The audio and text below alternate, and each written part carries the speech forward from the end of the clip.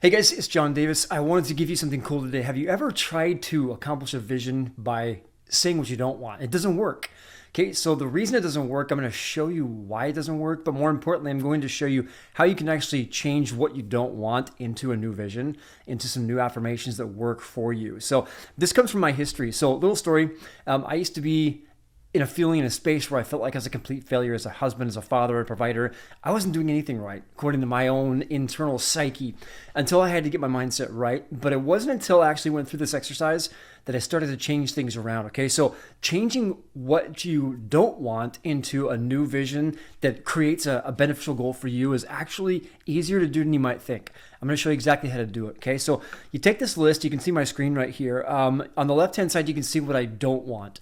What I did was I sat down and I made a list of all the things that I did not want to have happen in my life.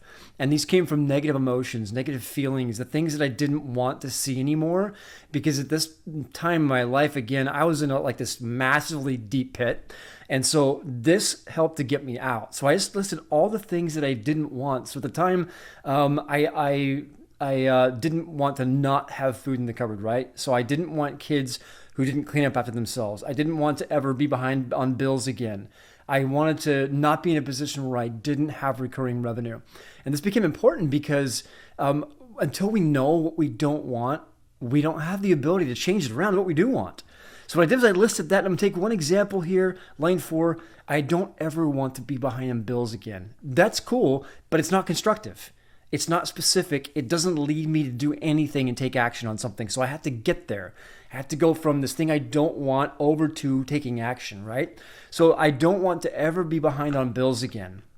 So how will changing my behavior or situation be more painful?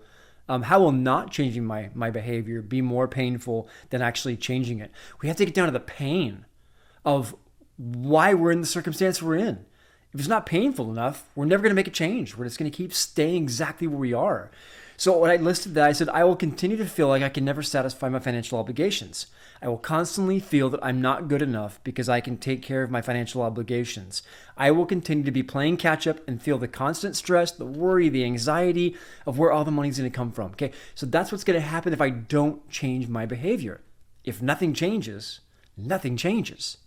So what is it that I do want in this case, okay? So what I do want is I want to pay every single bill on time, every single bill that comes in, and never think about where the money's going to come from until it actually comes in, okay? So that's what I want. Now, what negative beliefs come into play for this? Well, at the time, I didn't believe that I was worthy of money. So I said to myself, I'm not responsible. I'm not worthy of money. I'll never be able to be responsible with money again. My family doesn't even trust me or have confidence in my ability to provide for them. This is what's going on in my head. Now, if that's going on in my head, how on earth am I going to be able to make a change? I can't do it, right? So that's what I want. I'm trying to get my computer to work here. So now, what are the 3 positive and new beliefs of that negative belief? So I had to switch it. I had to flip it. So all the negative beliefs I had about my ability to provide for my family and going against what I didn't want, I now have to turn around and shape into 3 new beliefs. So it's I am worthy of money. I am responsible with money because I've been entrusted with it repeatedly. My family has complete confidence in me and can rely on me to act responsibly with our money. So I have to now start to believe this. Even if I don't believe it at first, really, having that new flip of the script and saying the new things is going to become absolutely critical. So the final step, now that I have the 3 positive beliefs, the final step that I have to do is I have to have a new belief that I'm committed to living. And so in this case, it's I pay every single bill that comes in when it comes in because all the money I need to live is always available. So that's a new belief. So I go from this place of pain over here and not wanting something to a place of possibility, and now I can actually make it happen. So now you can follow these exact same steps. List out in the first column, make a spreadsheet, list out what you don't want. Then you're going to list out how not changing your behavior or your situation would be more painful than actually changing it. You're going to figure out what you actually do want, okay? You're going to take the negative lies that this belief has created, and you're going to have to dig deep in this. Listen to that voice inside your head that says, you're not good enough. You can't do this. You shouldn't do that.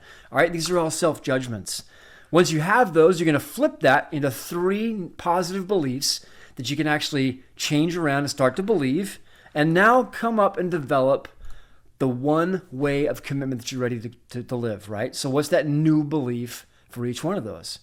Okay, now the next step, more advanced, I'll teach you at a different time. There's a couple more steps here. The first thing is, what are 3 actions or evidences of desire that you can begin to take right now to bring this into reality? Because again, if you take it from just a belief and leave it there, it's not going to do anything for you. But if you take action on it, that's when it starts to become real. And then finally, create and expand the vision using a Grand Life Vision platform. I'll tell you more about what that is later. But for now, follow these first steps to be able to change your life, to be able to change anything that you don't want into a healthy vision of what you do want, and that will make all the difference in the world for you in your life.